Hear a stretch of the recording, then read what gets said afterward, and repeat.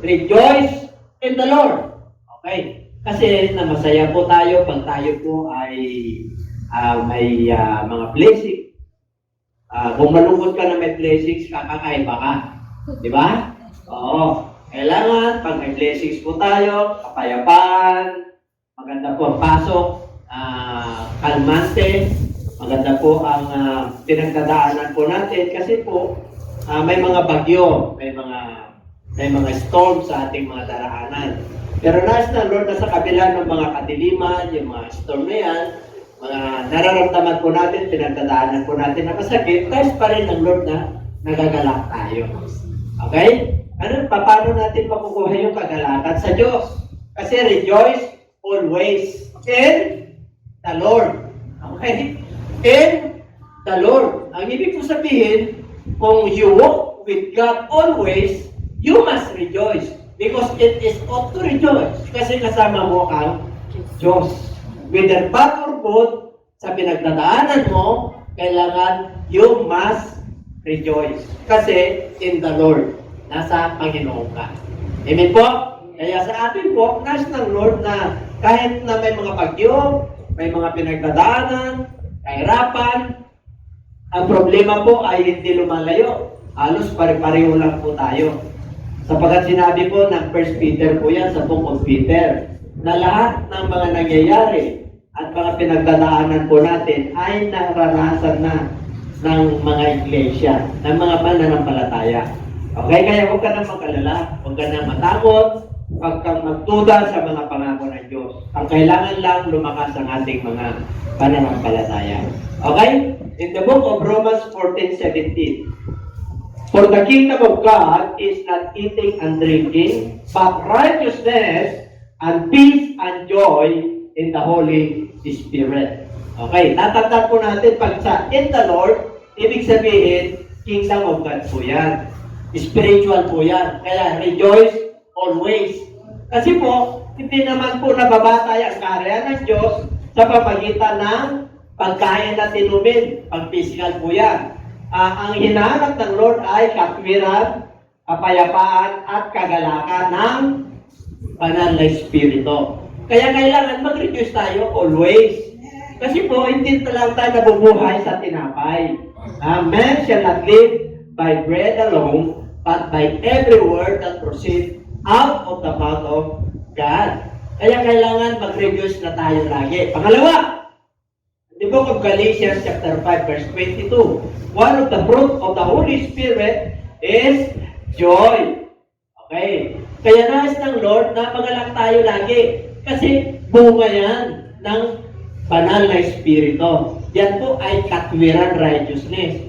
Kaya kailangan makuha po natin yung tunay na kagalakan. Alam na po natin na one of the fruit of the Holy Spirit is joy. Okay. Kaya yung joy na tinutukoy po dyan, yung unspeakable joy, kahit na may pinagdadaanan po tayo, may mga pag-asa pa rin tayo.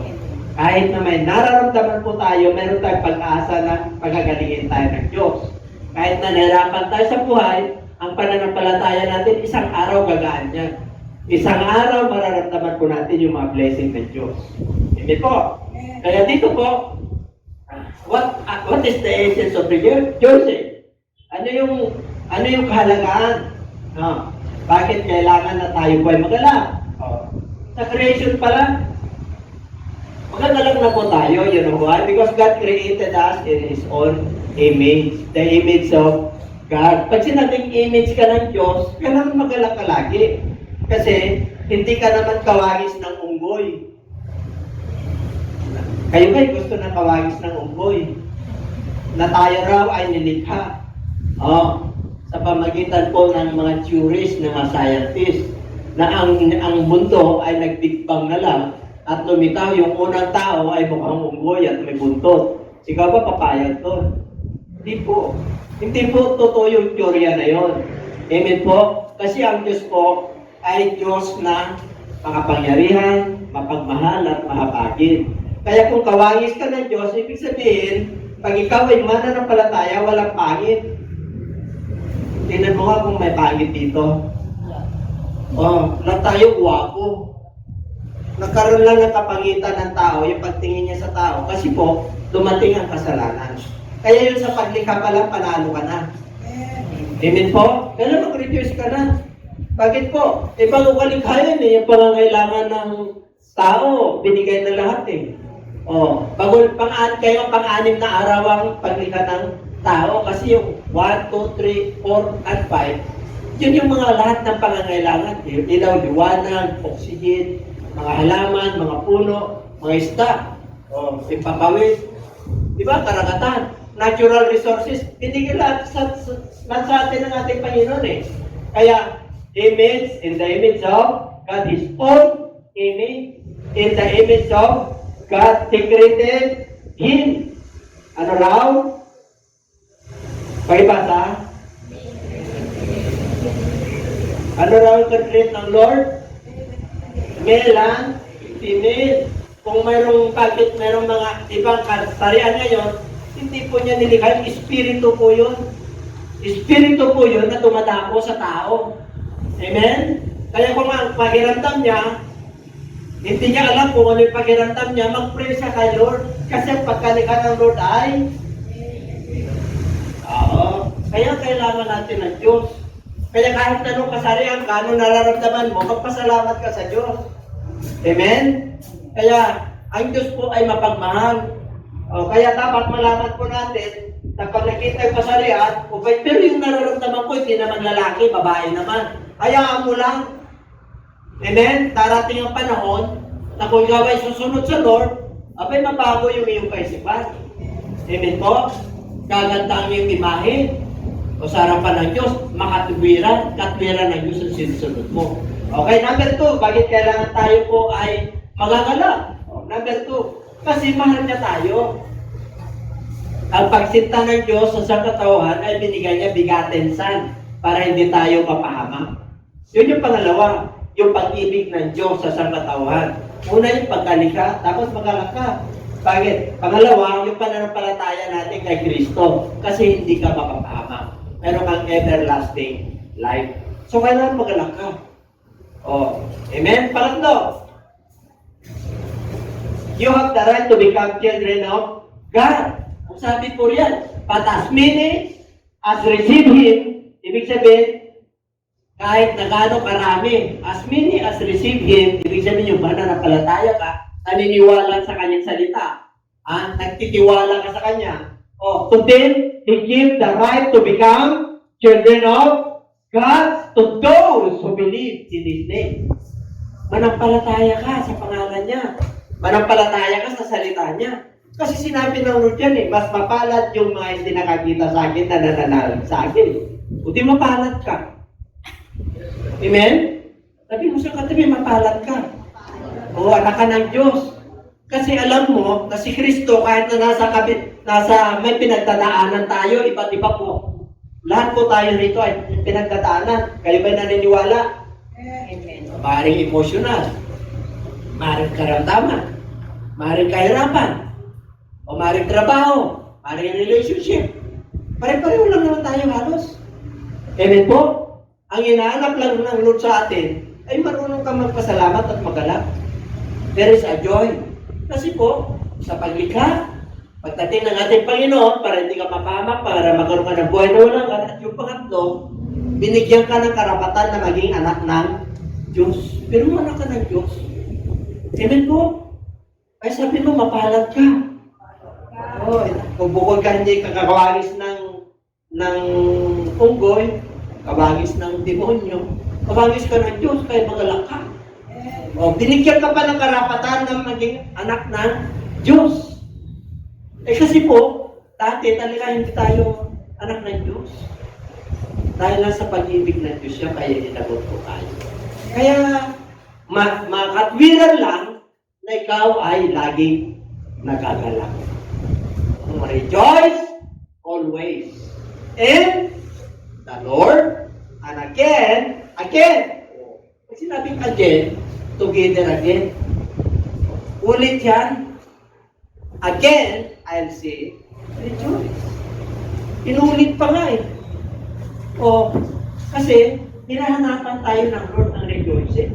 Kaya yung the essence kung bakit kailangan tayo mag-rejoice, nandun po. Ano pa? Why we need to rejoice? Bakit kailangan po natin na magalak? Yung malaman. O ngiti naman dyan. Kasi nagagalak tayo, di tayo nakangiti. Okay. Maganda naman yun, seryoso tayo na nakikinig. Why we need to rejoice? Okay, Romans chapter 5 verse 2. Through whom also we have access by faith into this grace in which we stand and rejoice in hope of the glory of God. Bakit? Bakit kailan mag-rejoice tayo? Kasi nagkaroon tayo ng pananampalataya. Sa pamagitan ng biyaya. Kaya tayo ay nakatayo sa ating pananampalataya. Kaya, marapat lang na tayo ay magagalak dahil yung pag-asa na binigay sa atin ng Lord of the glory of God para yung paluwalhatian ng Diyos makita nila sa buhay natin. Yan yung una kung bakit kailangan tayo mag-rejoice. Una, we have faith. Magkaroon tayo ng access sa ating Panginoong Jesus. Dahil sa kanyang biyaya, kaya tayo nakatayo sa ating pananampalataya. Kaya nagre-rejoice tayo because of the hope. Pangalawa, tingnan natin. And not only that, hindi lang daw yun. Hindi lang tayo magre-rejoice ng hope, ng glory of God. Basahin natin. And not, basa.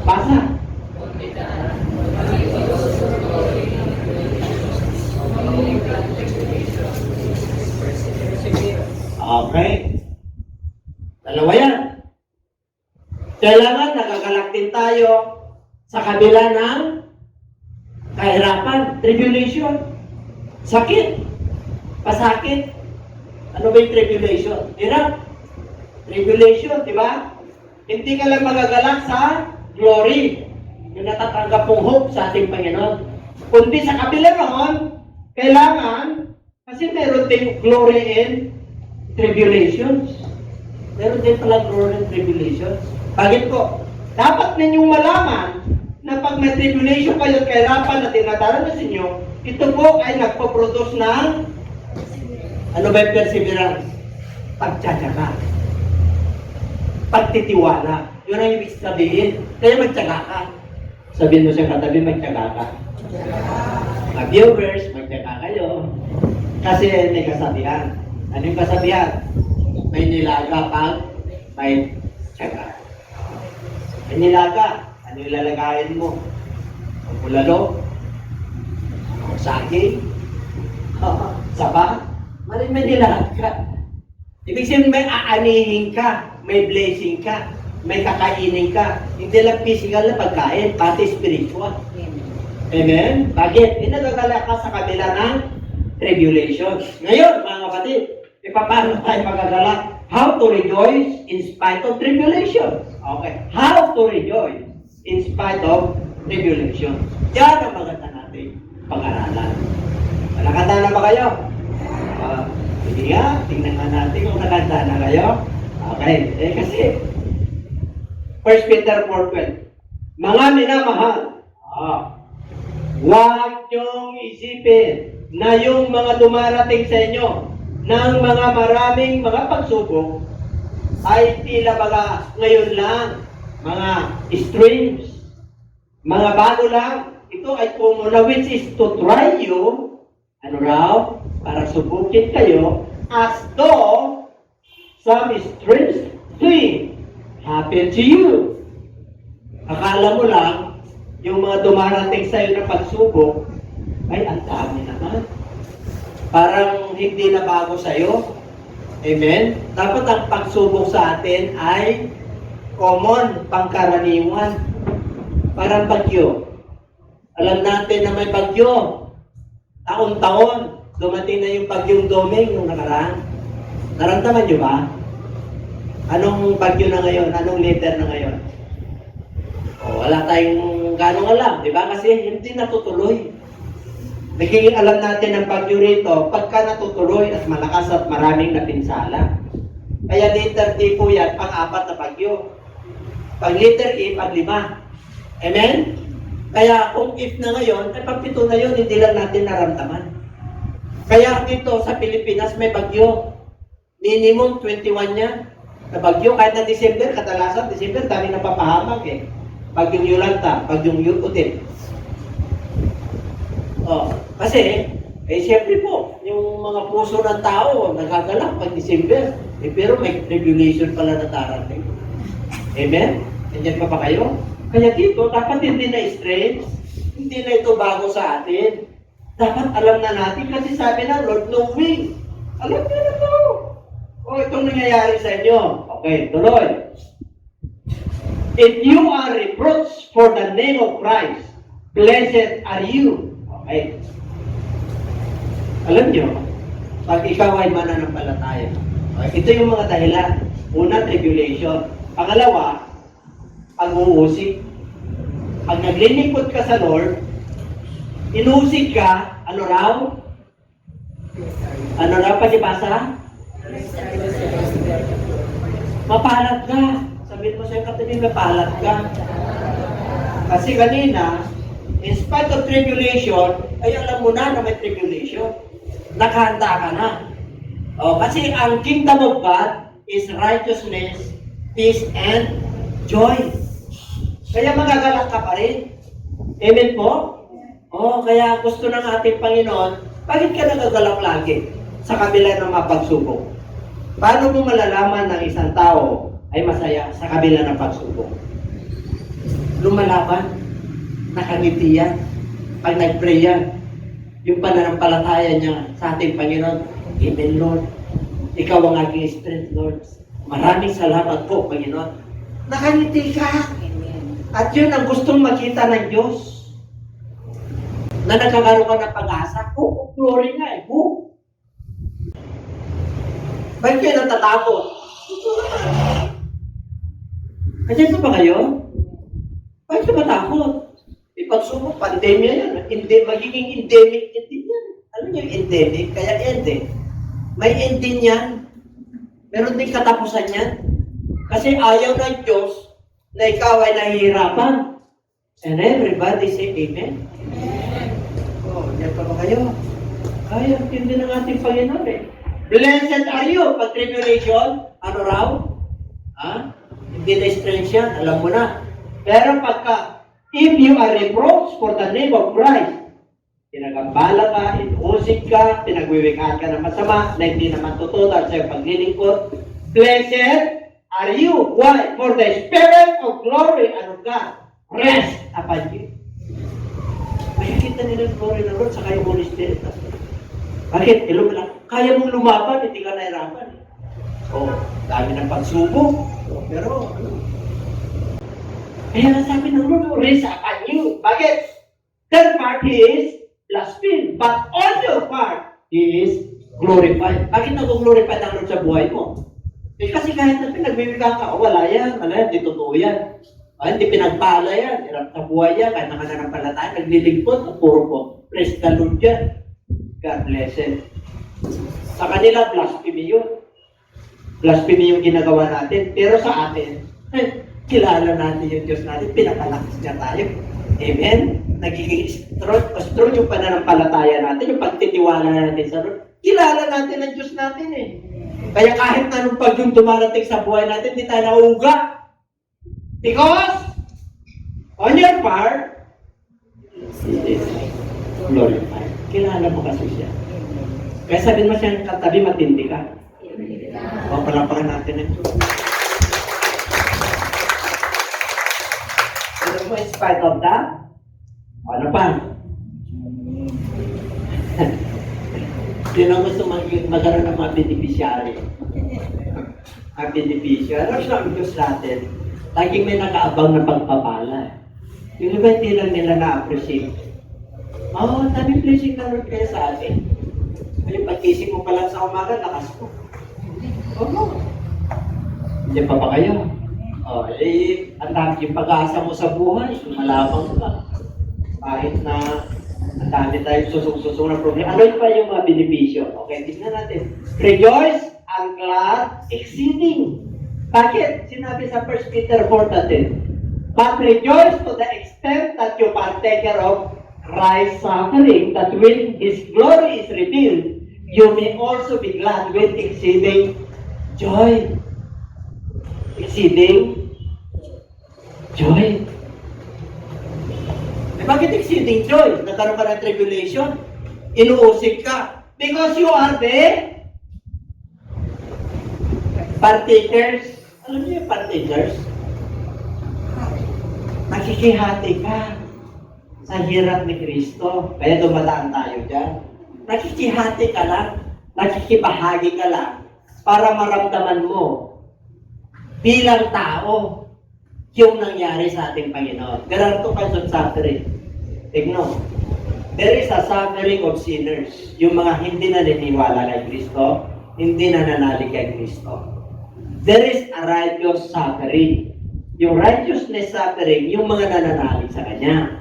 Yung mga sumusunod sa Kanyang mga panatuntunan. Okay, kahit na hindi siya makasunod ng buo, pero makikita niya yung glory ng Lord sa buhay niya kasi lumalaban po siya. Tingnan natin. Sabi niya, but rejoice. Kaya pag may tribulation ka, may karamdaman ka, may kailangan ka, may pinagdadaanan ka, huwag kang mag-alala. Kasi nakikihati ka lang kay Kristo sa Kanya paghirap. Kaya, that when His glory is revealed, ibig sabihin, napagtagumpayan mo na, alam mo na yung sikreto. Ay, ganito pala ang kalooban ng Diyos. Natuto ako. Sinausap ako ng Diyos. Saan? Sa Kanyang salita, sa pangangaral, sa pag-atay ko sa gawain, sa pagiginig ng salita ng Diyos, sa aking pag-maintain ng Kanyang salita. Kaya na dapat magbasa tayo ng Kanyang salita. Bukod sa magbasa ka, mag-meditate ka. Bukod sa mag-meditate ka, umayo ka. Kailan may schedule na tayo ng ayo. Para pagdating natin dito, damdam mo talaga ang Panginoon. May kabigatan po tayo. Damdam natin na kumikilos sa Diyos sa buhay natin. Hindi po. Ang gusto ng Lord, pag yung kanyang kaluwalhatian, yung reveal, ibig sabihin, nakuha mo ng blessing ng Lord. Nahayag na yung kanyang glory para matuto ka, para may paghuhugutan ka, para tatalino ka, para maging matatagang yung pananampalataya. You may also be glad with exceeding joy. Lord, salamat po. Sa kabila pala ng dilim, bagyo na dumarating sa buhay ko, ang dami akong pinagdadaanan. Ang resulta pala nun, ang dulo pala nun, ay liwanag. Because the glory of God has been revealed. So be glad with exceeding joy. Ang tibay mo. E pagdating mo rito, hallelujah, hallelujah, hallelujah. Diba? Aawit ka lang na, kung magunawan ang mundo. Yung iba, ayaw magunaw ng mundo eh. Ikaw, aawitin mo pa lang. Okay lang kung magunaw ka ng mundo eh. Bakit? Yan na po kasama mo si Lord eh. Andiyan na pa kayo? Ang tindi mo. Yung iba, ayaw magunaw ng mundo kasi masarap ang mundo eh. Oh. Rejoice and grant exceeding. Okay, ano pa? Ano pa yung mabinipisyo natin kay Lord? Blessed because God glorified sa verse 14. If you are reproached for the name of Christ, blessed are you. Tapos na po yan. Ito yung matindi. Partakers of Christ's suffering. Sabi ko na rin yan. There are two kinds of suffering. Righteous suffering for the believers. Okay. Nakanda na ba kayo, mga believers? Nakanda na ba kayo? Okay. Pasahin natin. Now, as a Christian, let him not be, but, pag Kristiyano ka raw, ano daw? Pag ikaw ay naghirap, may pinagdadaanan, ay hirapan sa buhay, tiisin, mga problema, emotion, relationship, pag Kristiyano ka, huwag mong ikaya. Bakit huwag mo ikaya? Kasi, nalululhatin ang Diyos sa mga problemang ito. Okay, tuloy. Sa 17. For the time has come, yun. For the time has come for judgment to begin at the house of God. And if it begins with us first, what will be the end of those who do not obey the gospel of God? 17. 18.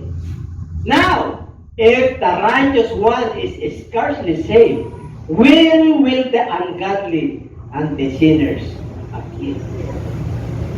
Kung ang mananampalataya ay halos kukunti lang ang maliligtas.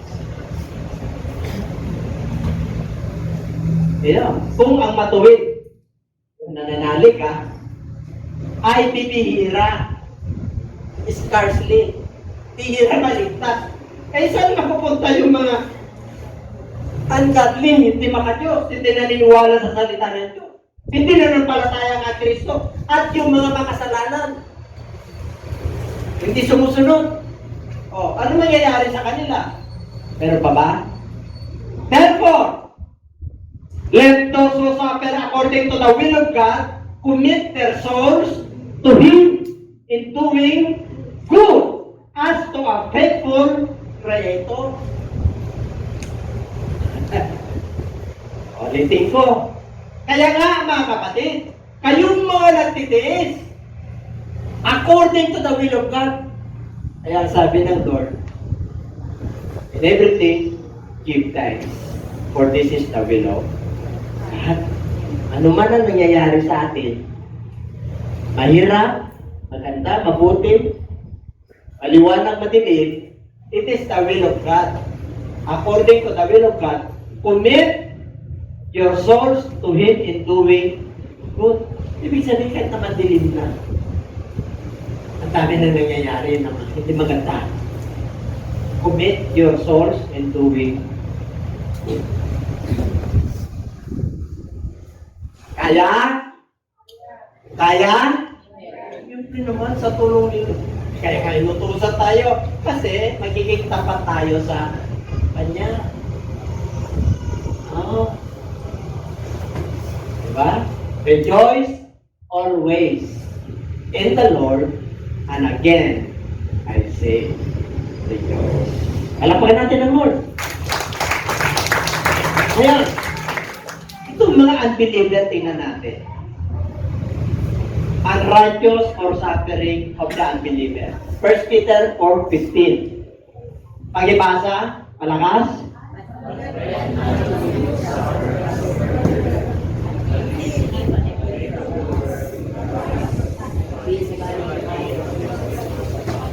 Pag hindi ka mananampalataya, nagsasuffer ka, nagkakasakit ka, pare-pareho lang naman eh. Nagkakasakit ka, may pagyo ka sa buhay, may meron kang kahirapan, pare-pareho lang tayo eh. Kaya lang, ang problema, unrighteous, unbeliever. Sabi kanina, pag believer ka, righteous na suffering, partakers ka. Kaya pag dumating yan sa'yo, huwag mo ikahiya. Pero pag unbeliever ka, hindi ka naniniwala kay Kristo, pag nagsasuffer ka, dahil ikaw ay mamamatay tao. Alam niyo, pag Kristiyano ka, maraming martyrer na Kristiyano. Hindi ka nagpamatay ng tao, nagagalit ka sa kapwa mo Kristiyano. You are a martyrer. Galit ka sa kapwa mo Kristiyano eh. Sabi ng Lord eh. Paano mo masasabi na mahal mo ang Diyos?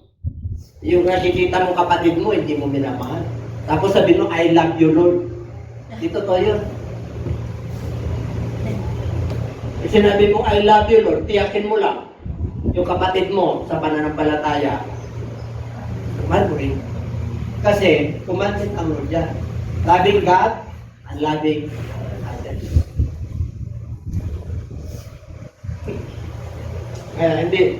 Kaya kung martyrer, ay hindi na kailangan na mag-martyr ka.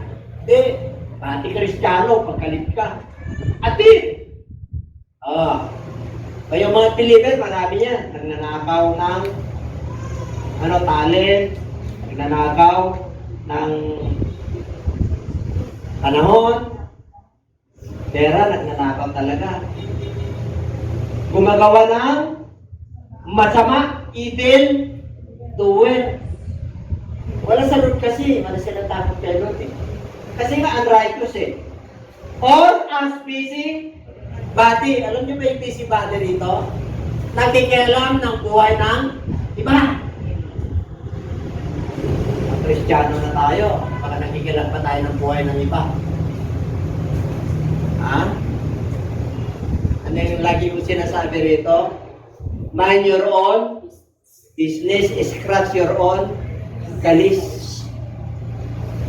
Ibig sabihin mo, huwag mo pa-scratch yung nana mo. Ay, katil mo. Ang mga iba, ipakut-kuti sa balik kapsa. Naintindihan niyo yan?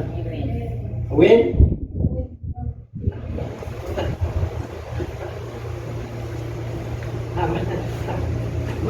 Amaya kay pagkasinan siya. Antay pagkasinan. Scratch your own galis. Balikong ko. Pakungaw. Mga kapatid, on this matter, yung mas si body, yung kailangan mananampalataya ka talaga. Alam niyo, ang sarap kayo. Pero mo rejoice always. Kasi daming ginawa ng Diyos sa atin eh. Amen po? Walang pang sa atin dapat ang ano.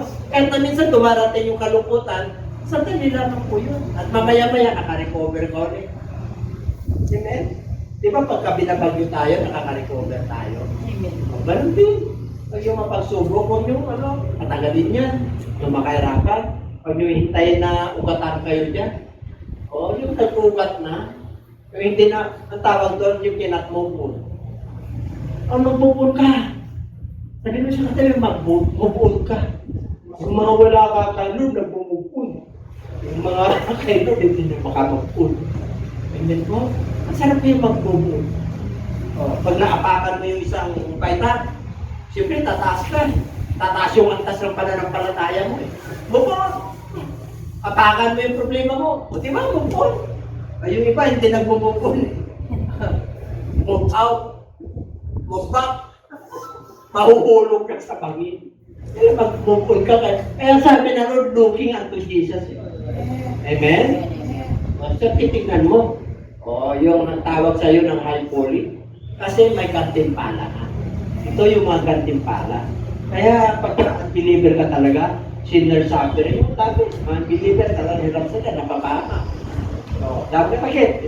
Talagang hindi sila sumusunod eh. Pero tayo, sabi ng Lord, huwag mo ikalihan.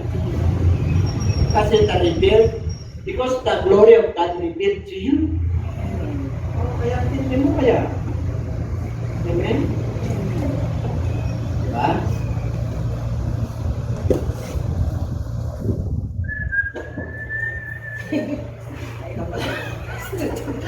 Naka-relax na tayo. Alam niyo pagka medyo mabigat ang aking, siyempre taong lang tayo eh. Sa dami ng mga susok-susok na problema, may alas 11 pa, tumarating na. Alas 11 na. Siya, dami. Yun ang mga problema na problemahin mo yung iba. Kasi kay anak ka ng Diyos, pag-pray mo sila. Yan pa kayo? Kaya kung ikaw ay maging pastor, sino gusto maging pastor dito? Sino gusto magiging elder? Sino yung gusto magiging manggagawa dito? Bakit tayo yung taas po? Paano kayo pag-promote ng Lord? Hindi ka... Siyempre sa tulong ng Lord, umakbang ka muna sa grade 1, grade 2, grade 3. Magtiyaga ka. Darating pa no, pagkatiwala ka ng Lord ng mga gawain. Lumalakas ang loob mo. Dati nagpe-preach ka lang dito. Sa susunod, sa mga bahay-bahay na. Sa susunod, sa mga pagkatiwala ka ng ating Panginoon. Pag-funeral service ka na. Mag-church dedication ka na. Mag-house dedication ka na. Pag napagkatiwala ka ng Lord, kakasal ka na, magsusolemnize. Pero kung ilan lang ang nagkakasal sa buong Pilipinas. Alam niyo kung sino nakakasal sa buong Pilipinas? Yan. Ano pa? Mayor. Ano pa? Ha? Minister. Pastor. Yan lang ang nakatalaga sa yung pag sinabing priest, kasama yung mga religious. Yung mga kanya-kanya panawari, umam, yung mga kwan. Mga ibang yun lang nakakasal. Pero nung magkasal ka, diba pag nagkasal ka, daming talagang hindi. Judge! Oh, hindi ganun kadali yun. Ganyan pa ba kayo? Oo, kaya pag pinagkatiwalaan ka ng Lord, okay, mga kapatid, sino ba tayo? Who is in man that God is mindful of him? Sino tayo para alalahanin tayo ng Diyos? Samantalang ang dami tayo sa kapat-pat na ginawang kamalian at kasalanan sa mundo ito. Paano tayo pagkatiwalaan ng Diyos? Isunod ka lang. Sa araw, pagkatiwala ka na mali. Paano ka pagkatiwala ng Lord na mas malaki? Diba? Tumat ka, maging tapat ka. Sabi ng Lord, pag napagkatiwalaan ka, ng malaki, ng maliit, pagkatiwala ka naman. Ano ba yung malaki? Maraming malaki. Pinagkatiwala ka na maliit na ministry. Sa susunod, malaking ministry na yan. Pinagkatiwalaan ka ng talent ng Lord ng drum. Sa susunod, mapagkatiwalaan ka na ngayon ng bass, organ. Sa susunod, bariton yung boses mo. Alam mo yung bariton? Parang pinaka-Lord. Pangit yung boses mo, hindi mo may kahit nasa soprano, sa tenor, o ano yun. Pag yung bariton ka, nasama lahat sa'yo yun. Kaya yung mga baritoners. Mamaya, hindi ka na bariton eh. Bakit? Ininig pa ng Lord eh. Amen? Dati naginginig ka. Pag nanangaral ka, nung sinasamahan ka ng Lord, lumakas ako. Sabi ng Lord, lakasan mo ang loob mo eh. Amen? Ang mga mananampalataya, lakasan mo ang loob mo. Kahit na-member ka lang, bakit? Marami tayong mga susungin, mga problema at pagsubok sa buhay. Lahat tayo rito, meron susungin pagsubok, kaya nga binuhay ng Diyos eh. Amen? Kung wala ka na sa mundo ito, wala ka na pagsubok. Kapag binuhay ka ng Lord, ibig sabihin, gratitude mo kayo, yung buhay na ito, lagyan mo ng alaga, Panginoon. You make value of your life.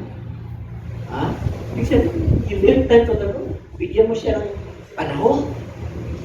Hindi yung sarili mo lagi, ng panahon mo lagi. Pamilya ko, trabaho ko, karir ko, pera ko, negosyo ko, otak ko, will ko. Wala mangyayari nun. Pag mananampalataya ka, Panginoon, meron kang portion sa buhay ko. Sa pera lang, din-percent mo sa kanya. Talent mo, anong percentage ang Lord meron? Dapat na ibinigay mo. Gusto mo umasinso, pagpalain? Share mo yung blessing mo kayo. Share lumika sa'yo. You know why? Because you are accountable. Kung susulit tayong lahat. Binigyan ka ng talent tapos hindi mo ginamit. Gusto mo palang mag-prosper yung talent ko, tagamit mo, dadagdagan ng Diyos. Pagkatiwalaan ka ng Diyos. Darating ang panahon, my good, with that, my good and faithful servant. Welcome to my kingdom. Enter, rejoice, and come. Ang sarap kaya. May elevation of our faith. Ano pa? Philippians 4:4-7. Rejoice in the Lord always. Again, I will say, rejoice. Let your gentleness be known to all men. The Lord is at hand. Ibig sabihin, dapat ipakita nyo ang inyong mga kabutihang loob sa lahat ng tao. Kasi, ang Diyos ay malapit na. Malapit na siya babalik. Yun na ibig sabihin. Kaya pag ikaw ay Kristiyano, mababang loob mo, kagandahan loob. Di ba Kristiyano ka? Opo. Bakit ganyan ang ugali mo? Ano ba nakita mo ugali mo? Dapat suriin nyo. Amen? Kasi mula nung naging Kristiyano ka, parang ikaw lang ligtas. Hindi pa ba kayo? Di ba may mga kanon? Parang nagsasalita siya, parang wala nang ibang Diyos yung iba. Parang siya na lang may Diyos. Nakita na kayo ng ganun tao? Yung single-minded, tayo po pinatalino na ng Diyos. Ang Diyos ay mahabagin sa lahat ng tao. Kaya dapat mahabagin din tayo. Amen? Kaya pakita mo raw yung kapatahang loob sa lahat ng tao. 5. Hindi yung 5 muna. Ay, yung 5. Okay na yung 5 kanina. 6 na, 6. O, pakibasa.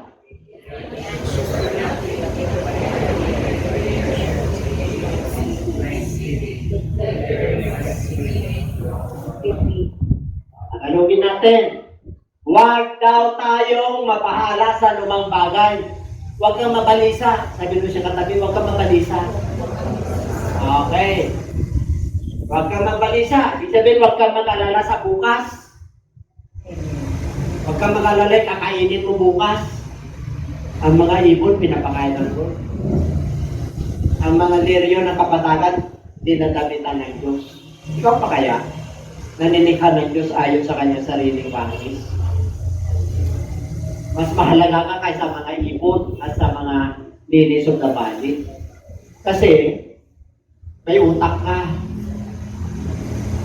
Ang mga ibon, mga hayop, instinct. Amen? Instinct sila. Tayo, hindi na brainless. May brain tayo. Amen? Nandiyan pa ba kayo? May brain? Do you have brain or beauty? Handsome or brainless? Kahit na pa paano meron tayo. Nandiyan pa ba kayo? Lalo na pag kay Lord ka, may wisdom ka na, may knowledge ka pa, may understanding ka pa, may fruit of the Holy Spirit ka pa. Ayan, tingin mo. Wala kang katalo-talo. Wala kang katalo-talo. Sabi ko sa katabi, wala kang katalo-talo. Lord, gusto kong magkaroon ng trabaho. Ano naman narinig? Naghahanap ng trabaho. Tulad ng sinabi mo, Lord, ako'y nananalig na magkaroon ako ng trabaho. At nag-preach pa rin si Bishop, nanalig ako talaga, nagtiwala ko sa iyo. Natulog ka. Hindi mo ginampanan yung sinabi ng Lord. Humanap ka, at ikaw ay kumatok ka, at ikaw ay humingi ka, at ikaw ay humingi ka nga. Hindi ka naman wala kang ginawa. Gusto mo palang pagpalaan, di may gagawin ka. Ano yun, everybody say, sarap kayo. Sarap kayo maglingkod sa Lord. Lahat ng kahilingan mo kay Lord, magsumama ko, Lord, kailangan ko ng mga graduate, trabaho, business, kailangan ko ng pera, pambayad ng utang. Sabihin mo sa Kanya. Hindi ka nagsasalita para kang mungo. Ay, gusto ba ni Lord na malaman Nakita na kayo ng yung tatay nyo Tahay. Alam mo yun. Ano lang po? Sabihin mo. Sinabi niya Prayer and supplication. Pag may pangangailangan, mabigat na. Magpasalamat ka pa Tapos sabi mo, Lord, ito yung kailangan ko, kailan gumaling. Yung galis ko, dapat gano'n. Gumaling kung pagsisikmura ko. Sino sinisikmura lagi nito? Na-stress ka na.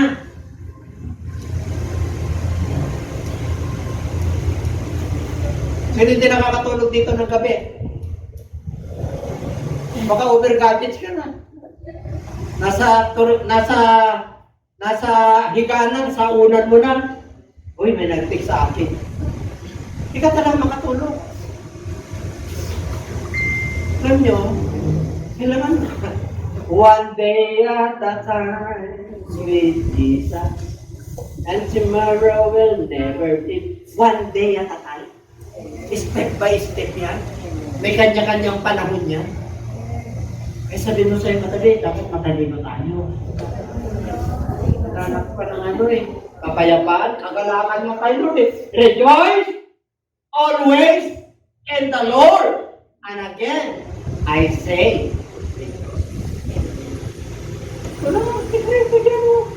Lord, kailangan ko ng 1 million kasi ang utang ko 2 million. Dapat kay Lord.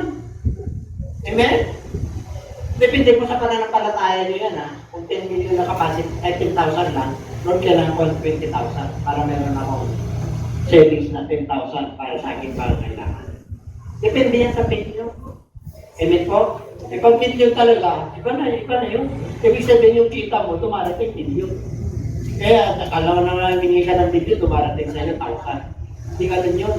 Umuugma yung kakayanan mo, yung ability mo sa nire-request mo. Hindi pwede mag-overlap ka dyan. Ang Diyos ay mabuting Diyos. Gagawa ng himala ang Diyos pag hindi mo na kaya. Wari, meron kang big, unexpected, mananampalataya ka. Kaya mo ang Diyos kikilos. Marami na yan. Nangyari sa atin yan. Yung iba, feel nila, ang lalaki.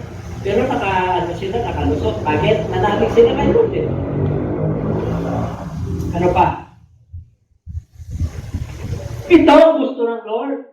Pag-ibasa, malakas.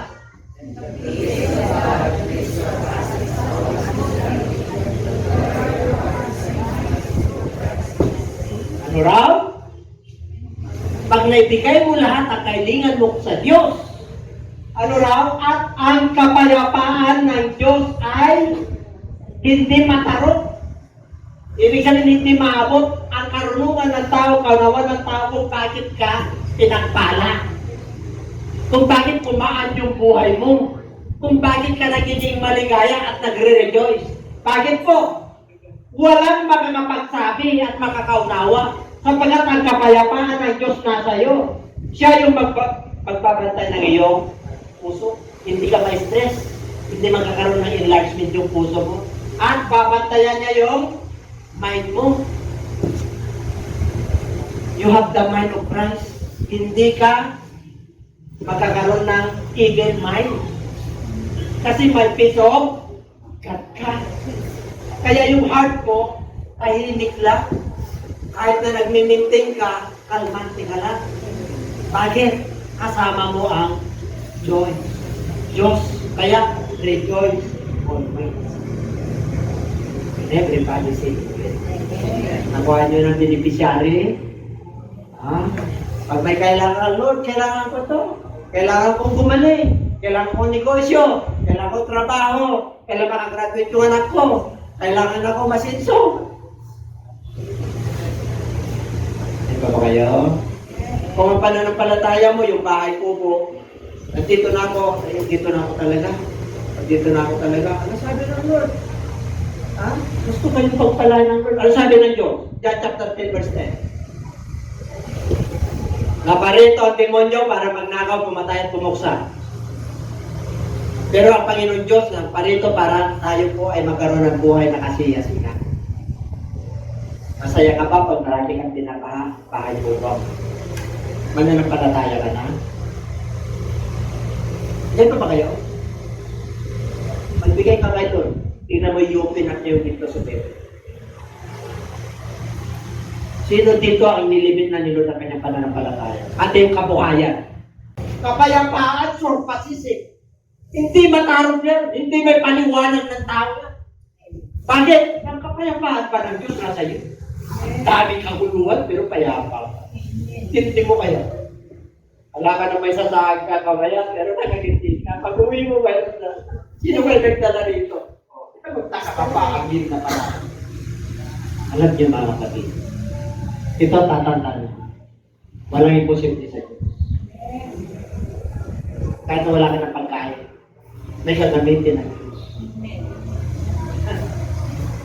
Experience na namin po yan. Nasa gawain kami, wala kami. Nakaroon yun ng pera, tumarating sa akin. Wala akong pamasahin, minsan nandun na siya ako. Minsan tulog ako sa Diyos, mag-iusap na lang ako sa driver. Kasi siya ka na. Tumaligkis agad doon sa Maynila. Pag-gising ko, sabihin ko na lang, bayad ka na bro. Binayaran na pala ako. Kilala pala ako, hindi ko siya kilala. Hindi ko alam kung anghel yun. Di ba, naalala mo, nung may dikiri tayo, pagkaling natin sa gawain ng Diyos, walang-wala tayo. May matanda na nato. Kung ano, meron pa balik ka pa dyan, pakainin natin to. Mamaya-maya, wala na. Yan pa ba kayo? Kaya nga sabi ng Bible, ipang may kumatok sa inyo. Di ba? Ano yan? Nasa agawan. Sabi mo kasi yan. Pag walang patuloy yan, ano kailangan nyo? Pagkain po, ibigyan mo kung meron ka. Huwag mo na sumpatan. Basta yung heart mo, ayos. yung mind mo, maayos. Victory na tayo. Okay? Meron pa ba? Why we need to rejoice also. Meron pa ba? And the peace, tapos na. Tapos na, conclusion. Bumalik na.